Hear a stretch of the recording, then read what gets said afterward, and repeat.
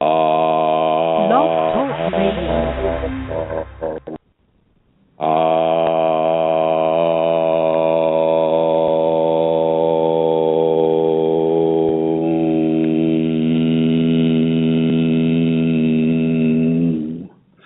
Hello everyone, this is Chrism, and I'd like to welcome you to another conversation about your Kundalini Awakening experience. Right now I'm going to turn the mic over to Santara. Hello everybody, this is Santara. I'm coming to you today from another part of Ireland, from the county of Kerry, or the Kingdom of Kerry. It's been a while since I've broadcast from here, and as often happens when I'm in this beautiful part of the country, which we call the Wild West, it is often very stormy, and again, it is that way tonight. Very high winds, lots of heavy rain. So I'm hoping that my sound is okay. I'm hoping that I will be broadcasting okay for you all. The thing is, I also have only got my iPad here, and so I don't have the chat room open in front of me. So I'm not going to be able to see who's there in the chat room today. I'm not too sure about Chrism. He can talk about that in a minute, whether he has the chat room or not. But I'll just say at this stage, welcome to everybody in the chat room, and I'm hoping that you can hear me.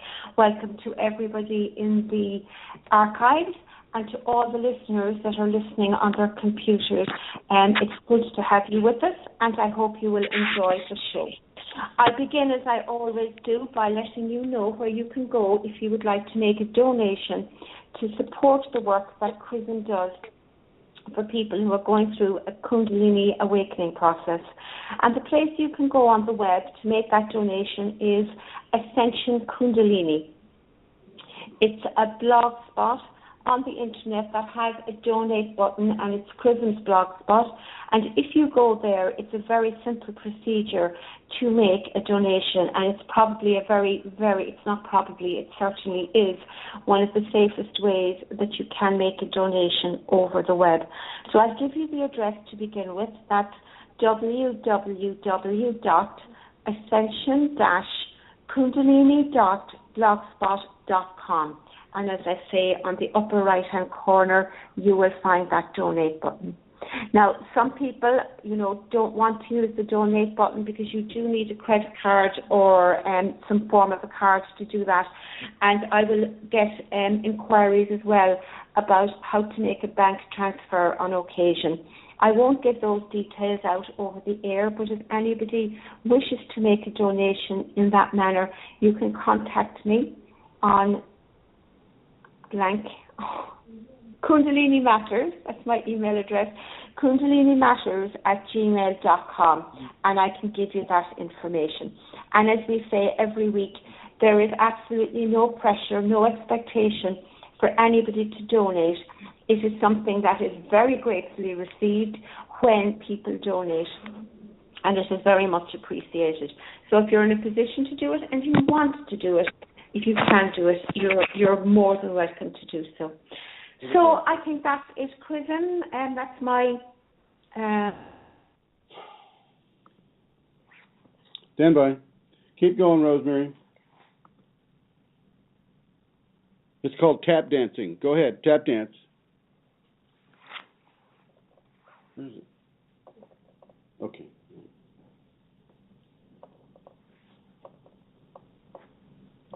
Looks like I'm the one that gets to tap dance. Well, everybody, Blog Talk has kind of thrown me for a loop for a moment. I'm trying to hook up the chat room here.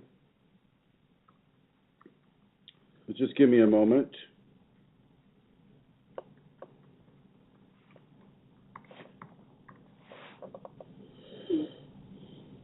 Just gotta love this. It's always an adventure, everyone. And let's see if this works. Oh, great. Coming into the studio here with a different computer. Blog Talk is so lame at times. All right, let's see if I can get your chat room up right now.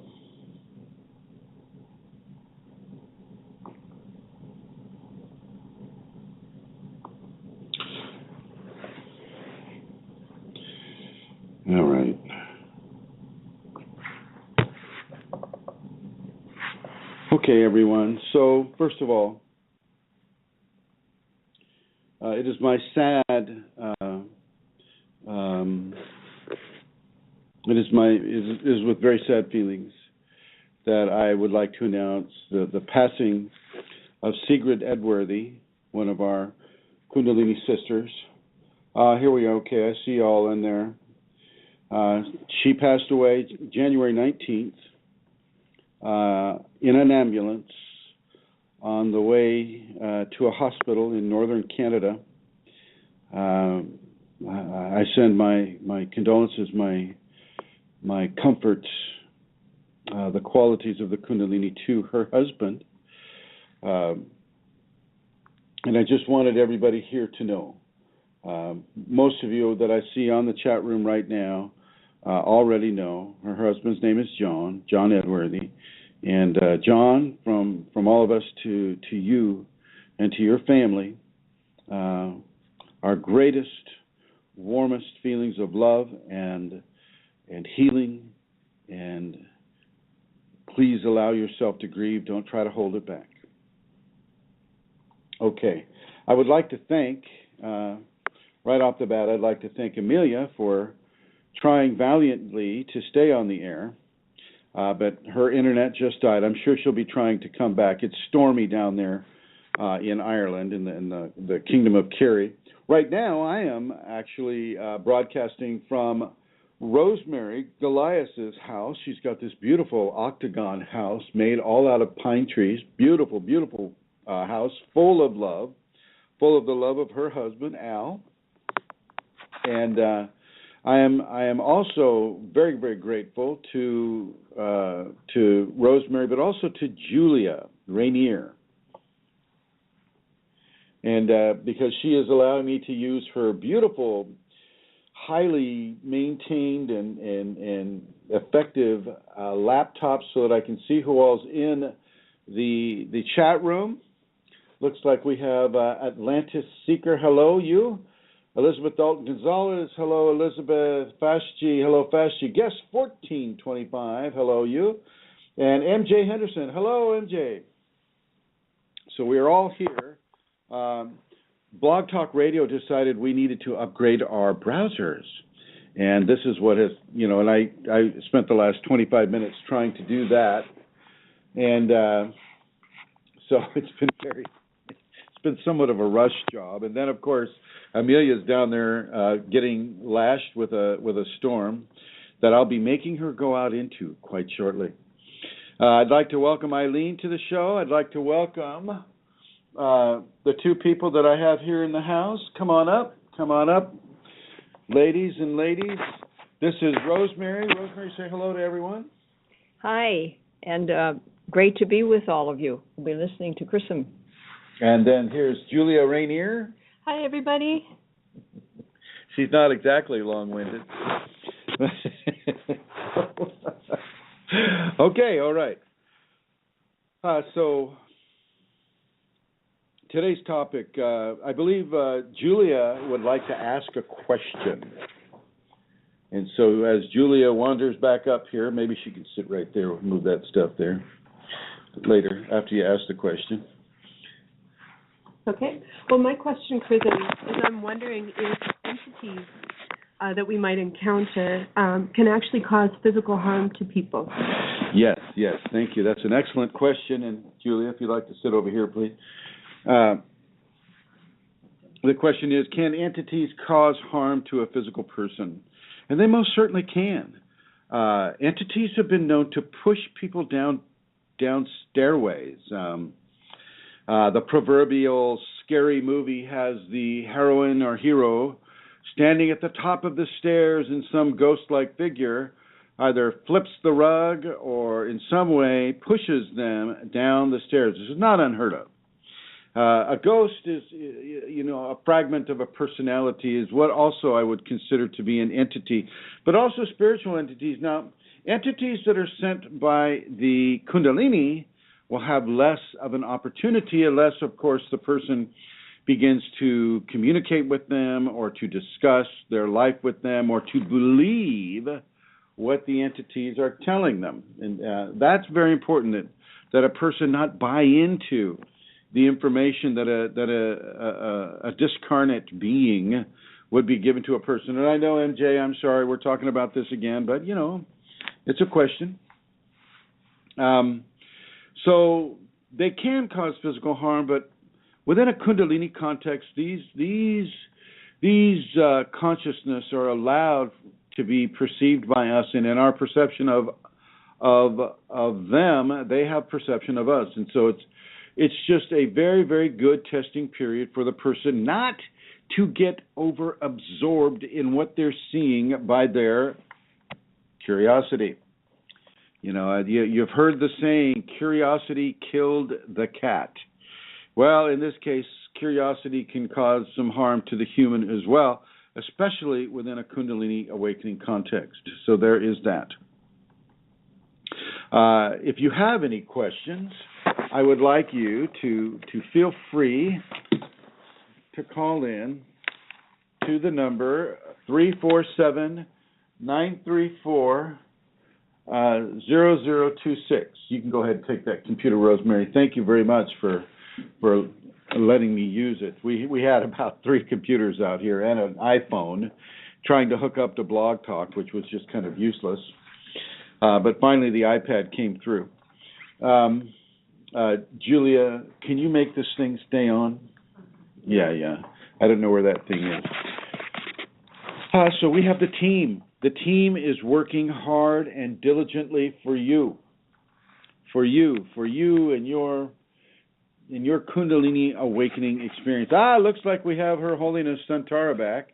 I'm bringing her into the Shakti red. There she is. Hello. Hello. Oh, Chrism, I was talking for Welcome to my world. And I obviously wasn't online. Well, and then I saw that my world. It's like you're just talking and talking and talking. And so you said, and I went, and so now, Chrism, can you actually hear? Can you see the room? And you didn't respond, and I went, okay, and then I began to talk. And it took me a while to realize I was no longer online. Okay. So, Amelia, now, within your Kundalini awakening experience right now, what have you experienced this week?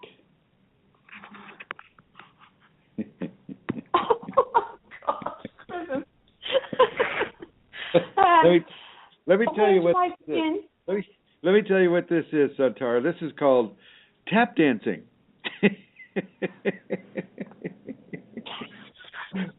Julia's over here on the other side. Where I fall into the sink, is it? Where I fall into the sink. Okay, we don't know how to make computers stay on. All right. But I've got the iPad on permanently, so that's good. Oh, my gosh. So you're having great storms. Now, Amelia, I would like to take this opportunity to change channels here. Julia just asked a question if an entity, a discarnate entity, can cause us physical harm. And the answer that has come to me through the Kundalini is, of course, yes, they can if you buy in to what they're telling a person or what that, if the person has a great level of fear, great level of insecurity, et cetera, and so forth.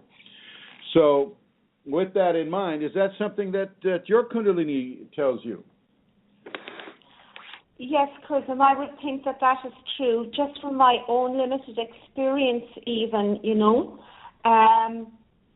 yes, that is something that I would think is true, yes. Yeah, well, thank you for that long-winded response. I know. Okay.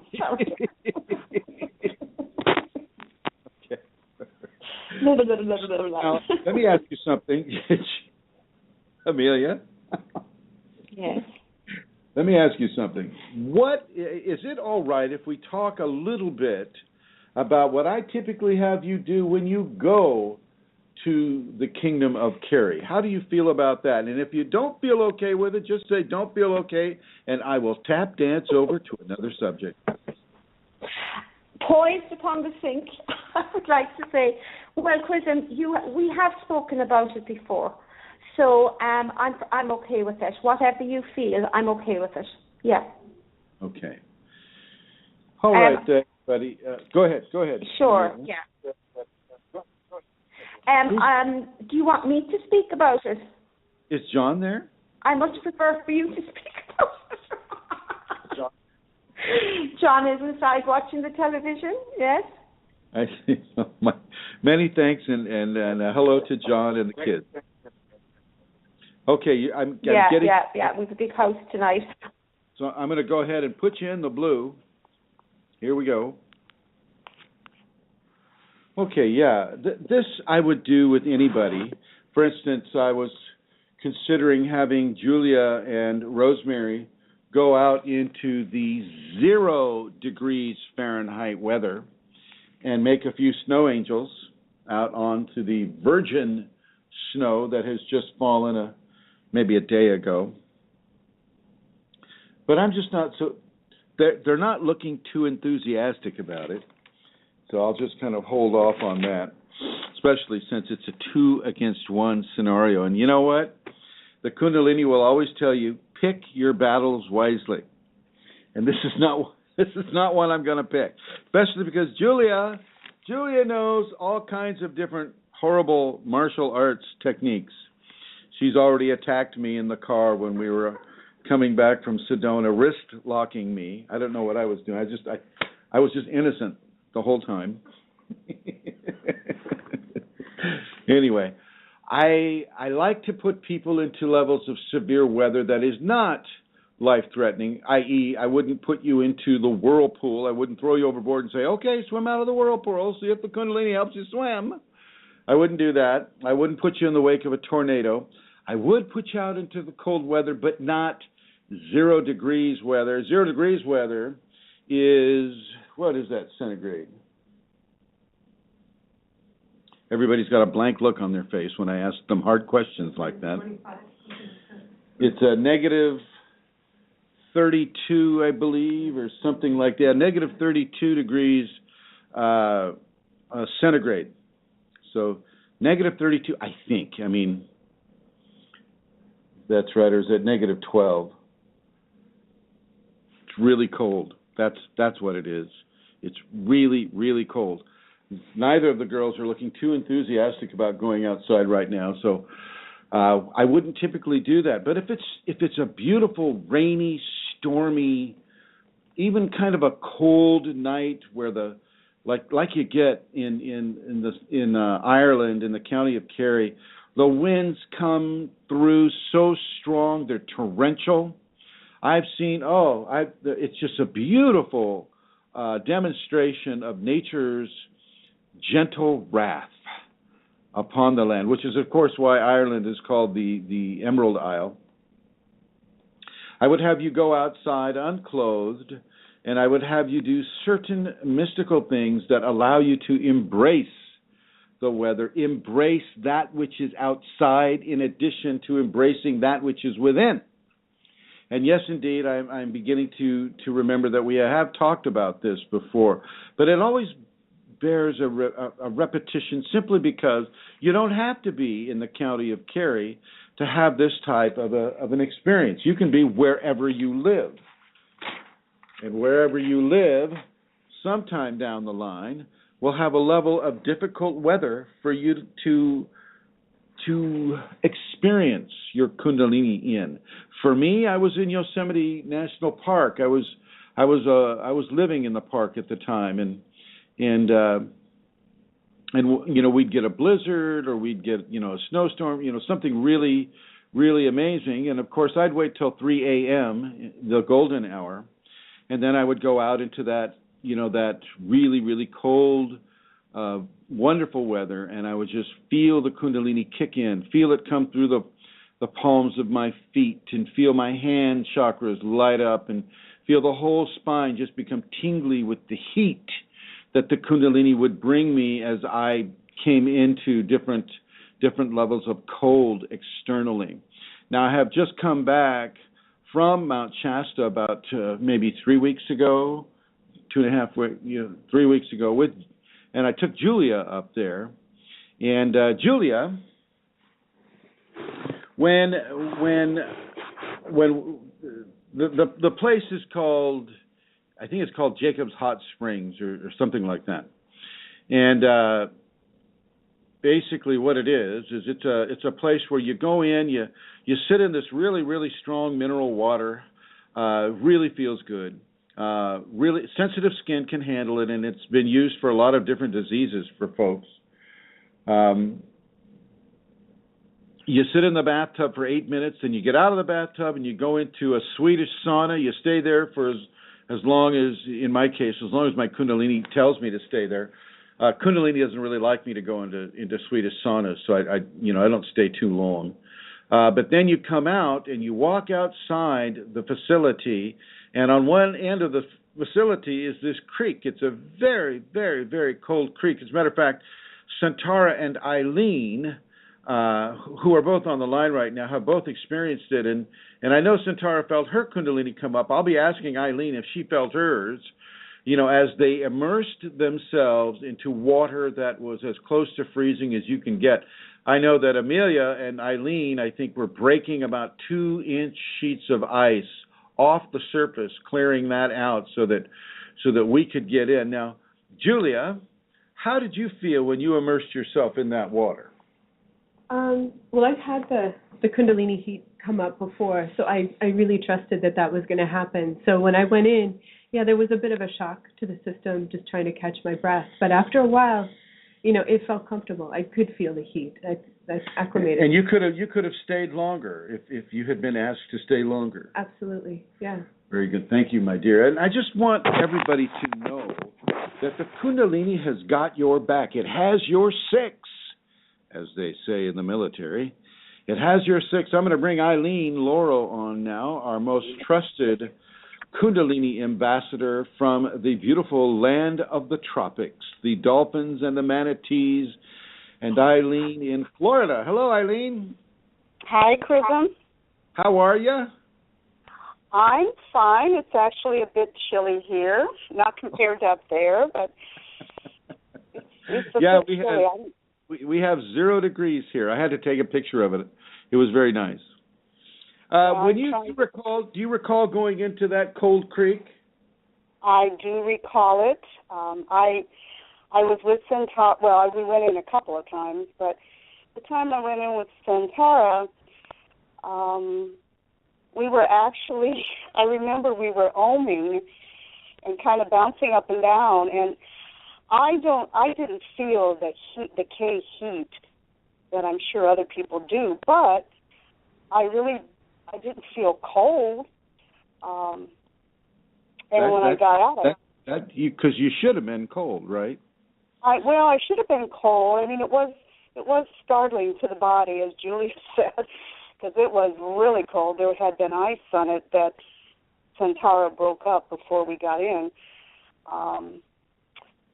But it's hard to explain because I wasn't feeling the heat as such, but the cold wasn't. I mean, I don't know how to explain it. Well, lots of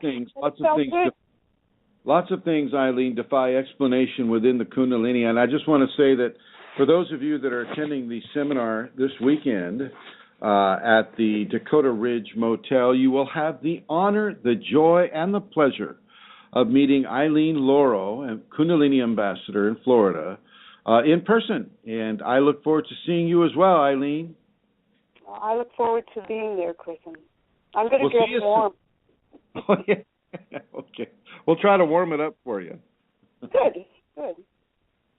Okay, all right. So just a reiteration, folks, that within difficult temperature changes, Kundalini will help you. With the heat, as I mentioned earlier, Kundalini does not like me to go into a hot sauna for a long period of time. I can go in for maybe 8 minutes about that, and it will signal to you its own pleasure or displeasure at any of the scenarios that you presented with your exploration of your Kundalini Awakening experience. Rosemary. Yes.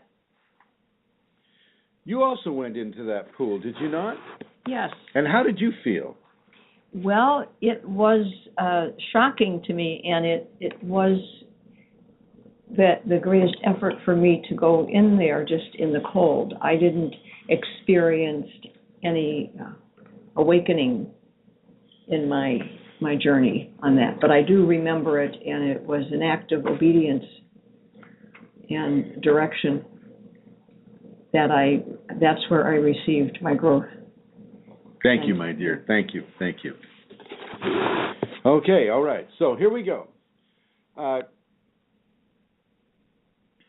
going to change it up a little bit in honor of MJ Henderson. Elizabeth Dalton Gonzalez, I would like to Skype with you sometime. I can't do it this evening, but I'd like to do it perhaps tomorrow if we can arrange for that.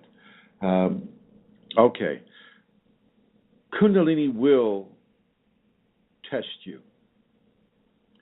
As we've mentioned in other shows, it'll test your emotions, it'll test your physical body, it'll test your mental sharpness or your mental dullness. And right now I'm going to go, because I haven't discussed this too much, but the mental sharpness can become acute. You can begin to understand concepts and equations that you would never have before been able to understand. You would have had to study a college course, or you'd have to make a real defined, strong effort in studying, certain levels of coursework in order to understand a subject, say like physics or dimensional awareness or transdimensional awareness, things of that level. The Kundalini will literally download information into your head. The famous saint Gopi Krishna, who wrote the book Kundalini, the Evolutionary Energy in Man, he was able to speak and write poetry in a foreign language that he had never studied before. And I mean, he'd have to take care of it really fast. Somebody would have to be there with a pen and paper and write it down because it wouldn't last. But the very fact that he could speak and write poetry in 5 different languages without ever having studied the language is a definite Siddhic skill from the Kundalini. Many times people ask me about these Siddhic skills and how they affect you. Well, one of the ways that the Siddhic skills will affect you is that you're not allowed to do it. You're not allowed to say, okay, levitation, I want to levitate that plant in front of me over to the shelf to the left of me. You won't be able to do that. You'll sit there, you'll grunt, you'll groan, you'll try, oh, come on, levitate, and it won't happen. However, if the Siddhic skill or the Kundalini wants it to happen through you, it will be as effortless as a butterfly lifting. And so what you really need to understand with some of these Siddhic skills, like the downloading of amazing levels of information and the downloading of something like levitation, your ego is not the one that the Kundalini is going to listen to. Your desire for self-aggrandizement to show people what you can do, look at what I can do, everybody, that will not be honored, typically. Some people may have a karma that would support it, but most of the time, that will not be honored. It is not something that we're using as a way to bring self-aggrandizement into our system or to brag about what we can do. Or in other words, this isn't something that is designed to feed the ego. And this includes having amazing levels of sharpness. I have to catch myself sometimes because I get things so quick that I'm expecting the people sitting next to me to have the same level of intelligent assurity. And I do have to catch myself sometimes for my poor students. They suffer so valiantly in my presence. Am I right, Rosemary? Can I hear an amen? Amen. Thank you. Julia? Yeah. I expect them to get something really quick, and I'm not thinking that, oh my gosh, they haven't had 26 years of Kundalini. they've had maybe 12 in Julia's case, and even less in Rosemary's case. I think she's had it for, 3 years? Yes. 3 years.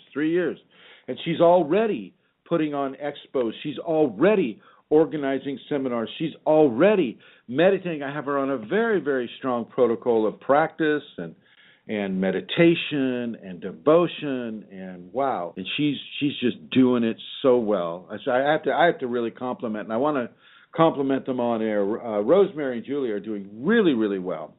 I would like to let you know that if you also have Kundalini, Fast G, Elizabeth Dalton Gonzalez, I know you do, remember that you may just want to slow down a little bit for people who don't have the Kundalini. Slow down. Don't expect them to understand as quickly as you're understanding, because they don't have the same scenario that you have. It's not worse. It's not better. They're not stupid. They're just not Kundalini awakened. And with Kundalini awakening, these specific skills can come to a person, and it's very important that we pull ourselves back in order to treat people with fairness, inside of the awareness that we have the Kundalini, and hopefully more and more and more people will be having the Kundalini. And this is why we're having a seminar this weekend at the Dakota Ridge in, what's it called? Best Western. Eagan, Minnesota, at the Best Western Dakota Ridge. This is why we have these. We have these at all. It's so that more and more people can come into this grace, come in to this bliss, come in to this personal development, come in to this evolutionary goal that all humans have. Okay, all humans have this. So the downloading of information can be stunning, absolutely stunning. And I will suggest that you really begin to do things that you're not used to doing. Write music, even if you don't play an instrument. Try speaking a language that you don't know. Just open to it. You just kind of go into a meditation and open to what the Kundalini wants to bring to you, and see what occurs. See what occurs. You don't open to it so that you can show off, though. You do have to have a level of discernment about why you're choosing a specific thing. What part of you, i.e. the ego, wants to be able to play the piano like a virtuoso without ever having studied the piano? Why would you want to do that? How would that serve other people? Well, there are ways that it would serve other people, but you're going to have to figure that out. You're going to have to figure it out, that it's not so that you can become, the new Liberace and have a gig in Vegas for 60 years. As much as I know Fast G would like to have that. Kidding there, Fast G.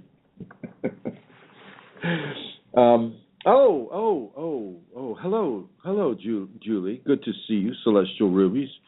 Your beautiful rubies are shining forth here on the show. Thank you for stopping in. Okay, so some of these skill sets are going to come to you automatically. Some of them you just may want to explore a little more. Remember, the intelligent quotient has been increased. So if you're learning a language, if you're learning hard mathematics, if you're learning traditional Chinese medicine, which, you'd think would be really easy, just like going to a Chinese restaurant, but it's not. It's like going there 3 times. You have to read that menu, like Julia. Julia's been at that how long? What? Chinese medicine? Since 2007. Since 2007. She wasn't going to just give me a number, but since 2007, she has been studying Chinese medicine. It's really hard, and yet, she excels at it. She's really good at it. It blends in with her Kundalini as far as sensing a treatment for people, sensing a malady in a person, sensing an illness. And so in a way, she's also being gifted and downloaded with specific levels of information from her Kundalini. And this can happen to you. Now, if we're going to go conversely, on the other side of the coin, it can make you extremely dull. And I'll give you an example of that. Hello? Anybody there? Hello? Am I on the air yet? Huh. I can't hear anybody talking back, Rosemary. What the heck's going on? Uh-oh. I lost Santara. The extreme dullness. Reached out to Santara, and I think she just fell asleep. It can happen. You can lose your charisma, you can lose vitality, or at least expressive vitality, and you can become kind of dull.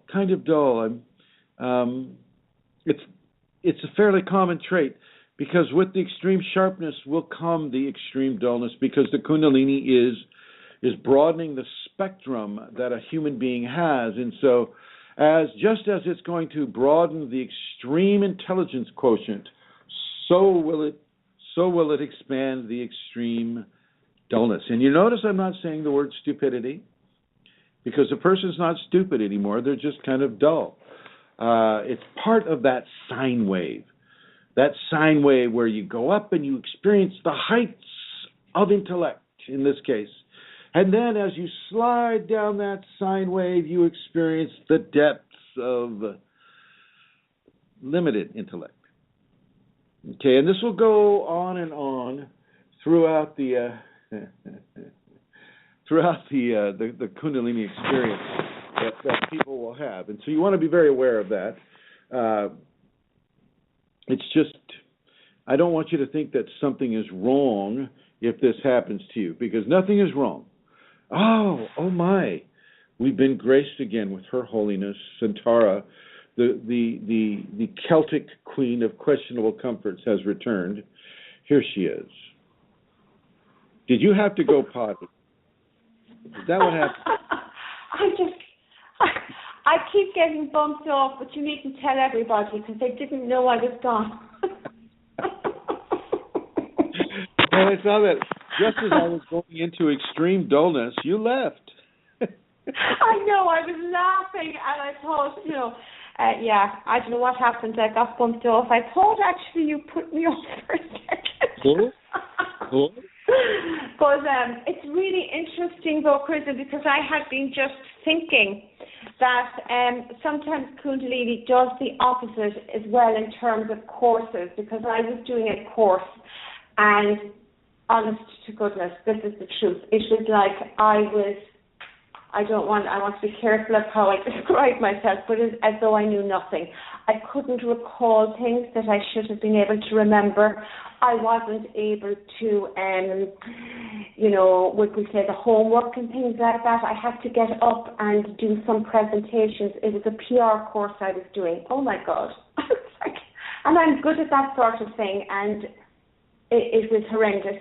I had to give up the course in the end, because I firmly believe the Kundalini didn't want me to do it, didn't want me to be involved in public relations and all of that sort of thing.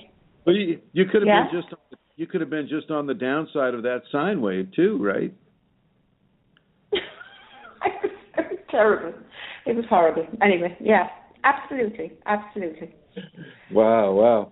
Well, thank you for rejoining us, my dear. I know you're just using it as an excuse to go play poker with your husband. Don't try to get that around. Indeed. Actually, the sound is okay, I think, now. Good. You did. Thank you for that story about the public relations. It's very true. When you are in that downside of the intellect download, coming into levels of dullness, it's probably best not to schedule something that's going to require you to do, like, say, public speaking or something that's going to be a little harder for you to try to pull words out of thin air if you're on the downside of that intellectual infusion. It's very important for you to just let it come, let it go. It's not you're not dumb and dumber. Okay, you're not there. You're just going through that downside, and you have to experience that level of shall we say, non-intellectual stimulation. You have to experience that. It's also part of the sine wave, the expanded reality that the Kundalini will bring to you. I want to say today that this show will be an hour long, simply because I have another interview right after it for the Twin Cities here in Minnesota, St. Paul, Minneapolis. And so I just want to let you know that this will be an hour-long program.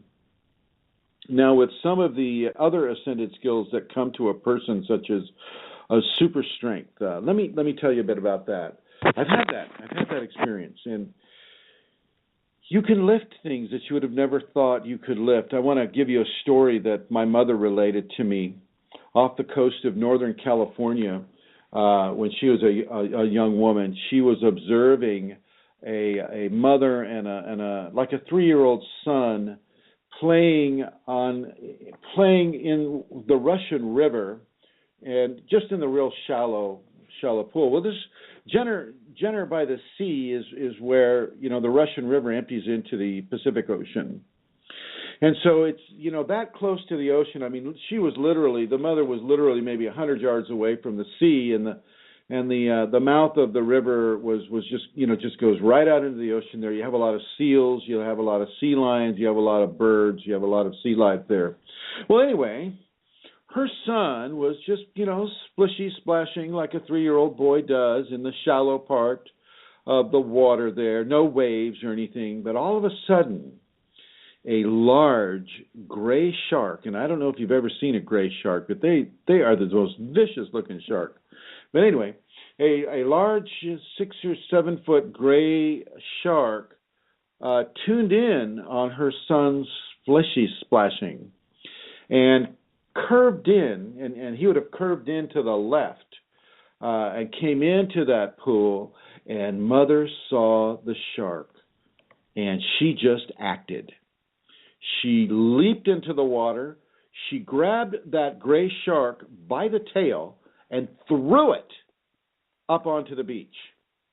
People saw this. My mother saw this.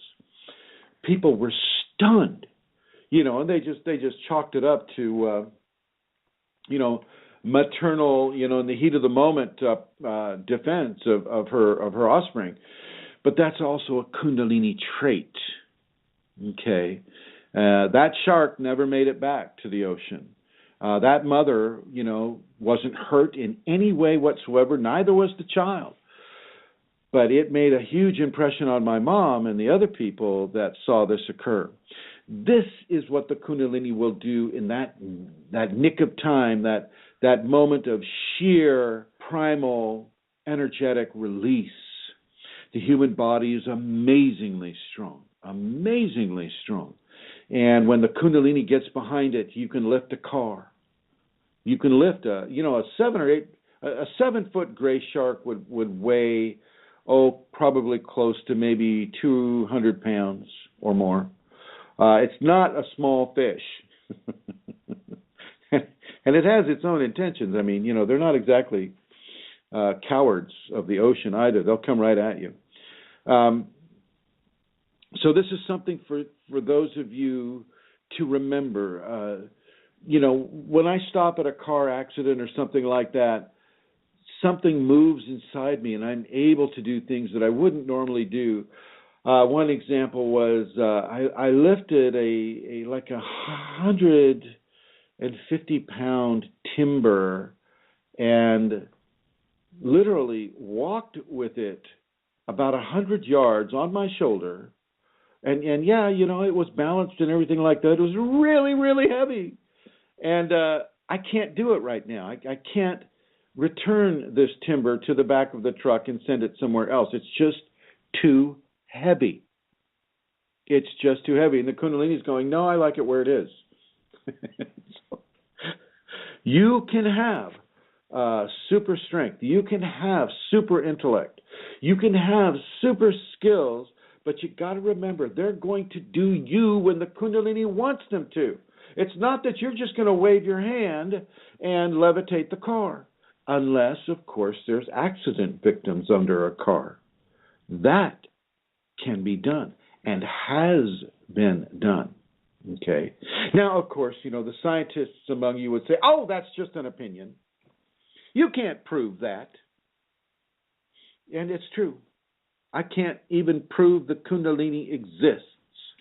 There are no machines, there are no measurements, there are nothing but anecdotal evidence from people that have had Kundalini for thousands of years. If you go back into the ancient rishis, who wrote the Vedas of ancient India, and even now, when you see a sacred skill or you feel a sacred skill, for instance, let me give you another for instance here, looking at the time. Another for instance, I just did a talk last night in a place called the Mississippi Market, or as Julia calls it, the Mississippi Market, because of the sloppy joes that they sell there. Vegan sloppy joes, mind you. Anyway, so I had a talk there. We had a few people there, and I just casually mentioned that as a child I could breathe underwater. And two other people, this is the first time this has happened, two other people said they could also breathe underwater when they were a kid. Okay. Any of you have that experience? If so, call 347-934-0026. Let's talk about it. I never felt the water enter my lungs. I never felt that it was an issue. All I know is that I could breathe fine, and it was fun. I didn't have to keep coming up for air. Nobody was concerned. Nobody noticed that I was swimming around. They just assumed that I gulped some air and came back on down, I guess. I didn't know that I couldn't do it until I was told I couldn't do it. And then guess what? I couldn't do it. But I do remember doing it. And for the first time ever, two other people. And these were not crazy people.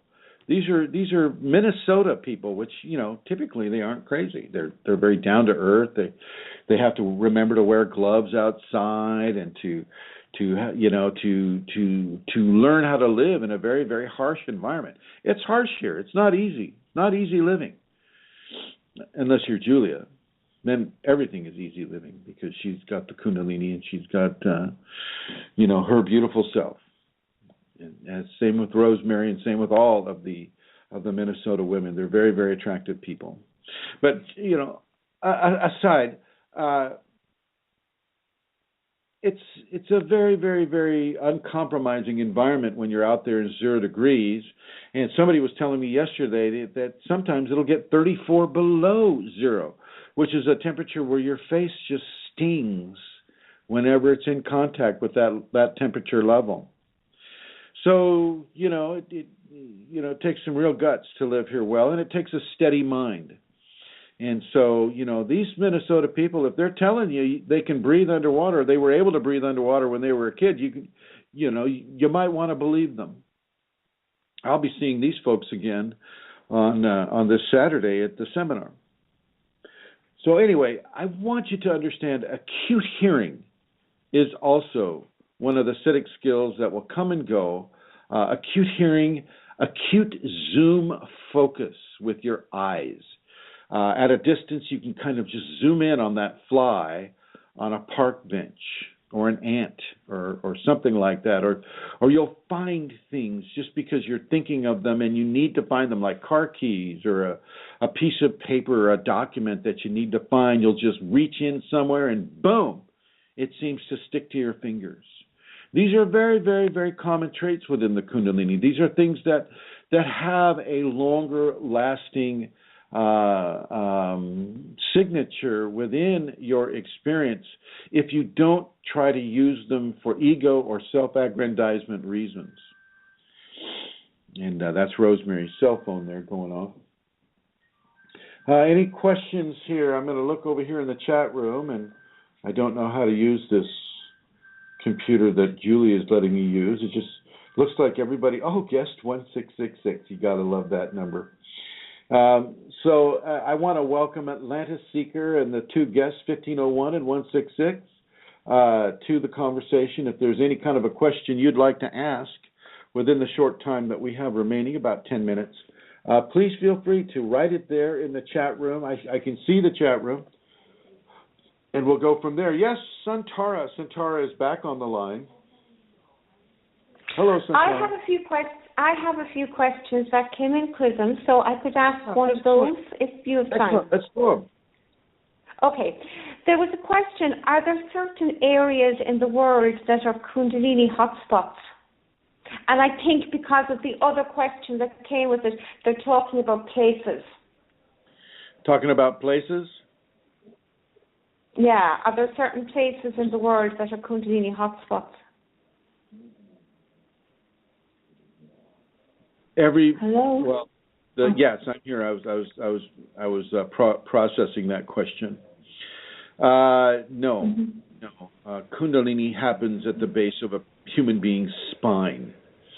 That is the hot spot. That everybody that has a spine, that is a human being, has the Kundalini there. Now, another kind of question one could ask: Are there places where Kundalini people or people that are going to awaken tend to gather more than other people? Well, yeah. It seems that Minnesota has been having a calling for Kundalini for the past year. This is the 4th time I've been here, I think, something like that. And it all started with Eileen Lauro, blessings to Eileen, who brought the first seminar. But this does seem to be a place that is calling for it. Ireland is another place that it's calling for. And one of the ways that you can chart an area that might be a hot spot for Kundalini because people have burned a lot of karma there or have come into balance with a lot of karma would be places that have had war zones that have resumed a peaceful scenario, such as Ireland. You know, Ireland 100 years ago was a principality of Britain, and in that 100 years, you know, a lot of bloodshed. Well, actually, in the last 3,000-4,000 years, Amelia, a lot of bloodshed happened in Ireland, right? Yes. So, a lot of Chrism, can you hear me? People were able to balance their karma, and because they were able to balance their karma through, you know, sometimes really violent ways, and I know that people are thinking, well, that's just creating karma. Well, not so. Not so. Sometimes karma is balanced in those ways as well. And now that Ireland, not all of Ireland, but most of the island is within a form of peaceful contentment within its own self, within its own borders. Even Northern Ireland, you know, nobody's making war on each other anymore, at least as far as Amelia's told me. They've been able to meet levels of karmic debt. And that meeting of karmic debt is a very, very strong proponent for Kundalini awakening to occur. So if you look at Iran or Iraq or Afghanistan right now, you know, if hopefully in a few years down the line they're able to resume peaceful relations with each other, with their own populations, with other populations, lots of Kundalini will come up there as well. Over. Okay. Hello. Okay. Thank you, Chrism. The same person had 2 other questions. I'm going to ask you those together because can Kundalini be awakened in animals, and do ancient sites of worship and rituals still have Kundalini in them? Well, I'll take the last one first. Kundalini is not an energy that dissolves or is water soluble or in any way soluble with any kind of a solution that would minimize its impact. So yes, ancient sites and ancient ceremonial places, or even ceremonial, like Julia's son has a pipe made by Sitting Bull, and you know this was in Sitting Bull's possession, and you know if Sitting Bull had Kundalini, then that Kundalini from Sitting Bull would still be as fresh as the day it was first handled by Sitting Bull. Okay, any kind of an implement that is Kundalini infused, you know, will retain that energetic signature in perpetuity. It does not diminish. It does not go away, and that would include sites like Drogheda, I believe. I hope I'm pronouncing that right in Ireland. Drogheda, is that how it is? Drogheda. Drogheda. Now that's a stone circle that was made by, probably the same people that made Stonehenge, and probably that long ago. You can still feel energetic signatures coming off of those rocks. You can still feel it even before you get to the rocks. So yes, mystical implements and sigils and swords or guns or things like that. If the person handling them had Kundalini, well, then that Kundalini is going to still be upon that implement or that area. Now, for the other question with regarding to animals, animals already have their Kundalini awakened. They don't have anything to awaken. A cat can jump that 4-foot level as easy as they do, and they are not in the same evolutionary sequence that humans are. So you don't want to start anthropomorphizing Kundalini upon a cat or a dog or something of that level, because if you look at an old dog or an old kitty cat, they do slow down. But if you also look at them, they have much shorter lifespans. It's in a way, it's as if their lifespan is so condensed and so sharp and so aware and so strong and so vibrant that they're like a very intensely burning star that just lasts for that fraction of a second, and then it's gone. Animals have Kundalini, but they just have it in a different way. Not all animals have a spinal cord. Look at invertebrates. And so they're very, very different in their setup and in the evolutionary ideology or goal for that specific species. You look at a wasp, a Kundalini animal. It's set up very, very differently. It's not a vertical creature. It's a horizontal creature that goes vertical.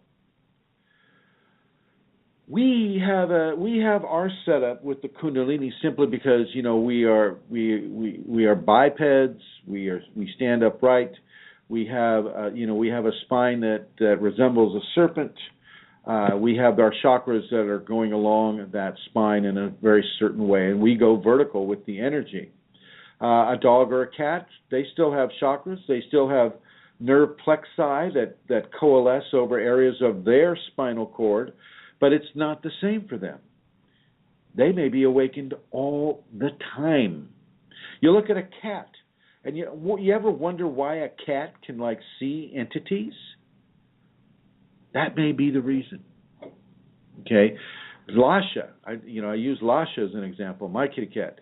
The ashram has entities. It has. It even has a resident ghost that you can see and feel, and she's more than happy to help you see or feel her. She'll come right at you. Feels like you're being embraced by cobwebs, but don't let it scare you. She's perfectly harmless. Anyway, Lasha can track those entities, can track that ghost. She has no problem with it. Okay? So animals already have it to a large degree, such as a wasp, a spider. They have shorter lives, perhaps because of it, because they are super strong. They have what they need to survive and then some. That drive to survive is also a Kundalini trait. And it's no accident that the Kundalini uses those specific animals like the snake, the spider, the wasp, the killer whale, the big cats, all the big cats, the wolves, the big dogs.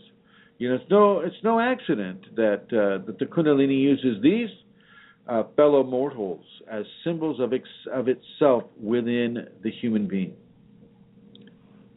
It's teaching us, using them as a teacher. Next question, my dear.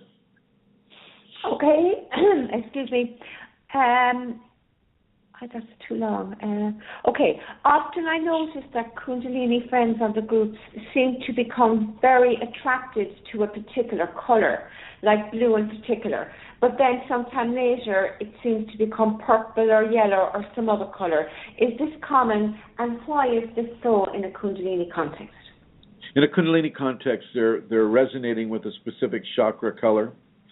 Somebody may be, their process may be focused around, say, the third chakra, and so they're gonna feel a dynamic around the color yellow, the brilliance of yellow, the yellow banana, the yellow lemon, the sun. They're gonna feel a joy that comes to them through that color. Now, within a Kundalini context, yes, it's typically blue or red, and this is not just like any kind of blue or any kind of red. This is the dark, dark ruby red. This is the dark, dark cobalt blue, which, of course, when you coalesce those two together, you get that beautiful, beautiful, deep, dark indigo purple.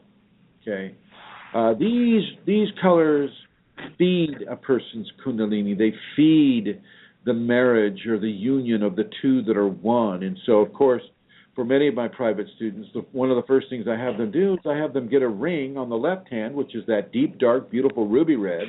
And then I have them get another ring on the right hand, which is that deep, dark, beautiful cobalt blue. Okay? It's either a ring or a bracelet or some sort of a body ornamentation that allows them to feel, to constantly be reminded of what it is their life is actually about.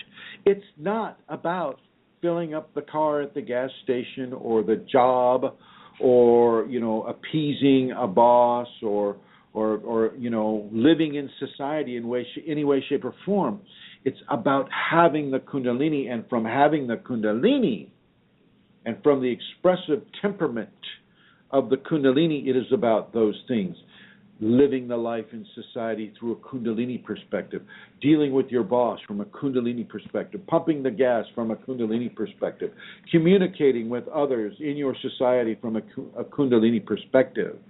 So these body ornamentations are strictly a tool for that. Next question, dear Amelia. Can I just tell you the hour is up? Do you wish to finish? One last question. Okay. The question is, why are dreams important in relation to Kundalini? Why are what? Dreams. Why are dreams important to the Kundalini? Yeah. Okay, all right. Well, thank you for such an easy question. Dreams are important to the Kundalini because that's one of the main teaching arenas, one of the main areas of classroom work that the Kundalini will give a person. You learn so much about your own inner process through the dream life. I can't even quantify it. It's a huge area. One of my private students, Magdalene de Deus, every day, we talk about the dreams. We talk about the relevance of the dreams in her life. We talk about what the Kundalini is teaching her through dream symbology within the life. And I'll also go into this with Rosemary or anybody that's remembering their dreams. Well, we begin to have a conversation about the dream life and the Kundalini connection to that dream life. A lot of people are struggling with certain emotional traits. Some of the 7 sins of the Christian lineage. Like let's just say avarice.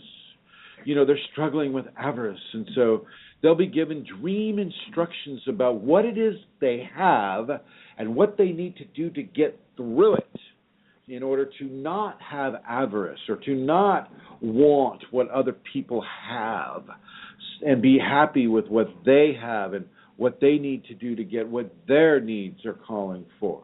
And see, the other thing would be let's just say beauty, to not be jealous of another human type that may have blonde hair. Oh my gosh, she's got blonde hair, and so she must be, someone special because she's got blonde hair. And oh my gosh, Chrism here, he's got white hair and gray hair and red hair, and oh my God, I need to go into jealousy over that. And so the person will be given dreams about jealousy, dreams that have a blonde person in it, if the issue is about blondness or whatever. And so the Kundalini will adopt the format of teaching through the dream life the very, very necessary components of emotional behavior, emotional behavior self-correction within the dream state. It's very, very important that people pay attention to their dreams. And don't go to Barnes & Noble and look up a dream interpretation book. They do not apply to Kundalini people. It's very, very, very different. I know someone named Linda with the last name starting G has a the Dream Almanac or whatever it is. It absolutely has no efficacy whatsoever with the Kundalini interpretation of dreams. With Kundalini, you're in a different classroom. It's a very, very different classroom than what the general population is experiencing. And so I want you to understand this, and I want you to know this, and I am writing that book of the dream interpretation of the symbols, what it is when you see a snake, what it is when you see a snake as big as a bus, what it is when you see a spider, what it is, when you're having a dream about, say, using the examples I used before, you feel insecure about your level of beauty, and so you're going into jealousy over other people's beauty. You're dyeing your hair a certain color because you don't like the color of your hair. And, well, why don't you like the color of your hair? And then the Kundalini will begin to give you dream teachings based upon self-validation and the validation of who you are, how you are, why you are, where you are, what you are. And so it's very important that people begin to understand that Kundalini dream interpretation is very different than the interpretation that is given for the general population. Wow. Fantastic. That was really fantastic. Thank you. I would like to... Super speed. I would like to introduce Rosemary to the microphone here. Rosemary has an announcement. Yes, one last announcement here about the seminar, which Chrism has mentioned, is this Saturday and Sunday here in Egan, a few miles from St. Paul and across the river from the airport. We still have room for people, and my contact information is rosemaryg@usinternet.com and 651-452-3161. And it's very exciting here in my home to have Chrism here and that we're working on this. It's very exciting to be aware. It's a couple days away. Couple days away, folks. I promise to wear deodorant, seriously. Try not to give you a reason to run. But yeah, come on in. Come on into Egan, Minnesota. It'll start 9 o'clock Saturday morning at the Best Western Dakota Ridge Motel there in Egan, Minnesota. It's actually, I know I said motel, but it's a very nice place. It's got an indoor waterfall, and no, we're not allowed to go naked in the waterfall as much as I would like to. The other guests wouldn't understand. It's in a nice room. And as I mentioned before, Rosemary will be there, and Eileen will be there, and Julia will be there, and Steve will be there, and many, many, many, many Kundalini Awakening people will be there. You'll feel energetic signatures from Elizabeth Dalton Gonzalez because she has been there before, and her Kundalini left tracers of her there. So in a way, EDG is there as well. Woohoo! And so I welcome everybody who would like to come to that seminar to indeed come to the seminar. Do your best to get here. And you'll see a lot of people that you may interact with on Facebook or on the Yahoo group, or just new people there to enrich your life. Let's see, it is 6:09. Give me one last question, my dear. I don't have any more. Oh, well, that's perfect timing. That was perfect. Okay, then. All right, then. Everybody, I would like to say thank you for joining us on this episode of the Kundalini Awakening Conversations. And I would like to thank Amelia Santara, and her husband, John, for making this program possible. It's like you hear on PBS, and here I go. brought to you by the kind, charitable contribution of John and Amelia O'Connor from the Kings of O'Connor in ancient Ireland. There we are, folks. You have been blessed by the kings, the O'Connor kings, in my opinion, the real O'Connor kings and queens in the county of Kerry. And Amelia, do you have anything you'd like to say? No, Chrism, no, not at all. Have a wonderful seminar, and I look forward to meeting up here again with everybody next Wednesday. Next Wednesday, I'll be back in Santa Rosa, and I look forward to another longer time to have a conversation with you. I would like to say hello, a special hello to Julie, Celestial Rubies. Good to see you here, my dear. I hope everything is going well with you. And a fond farewell to all of you that are in the chat room and all of you that are listening on your computers. Thank you so much for joining us. Sorry about the earlier technical difficulties. It seems to be a common thread here on Blog Talk Radio. Thanks, everyone. Bye-bye.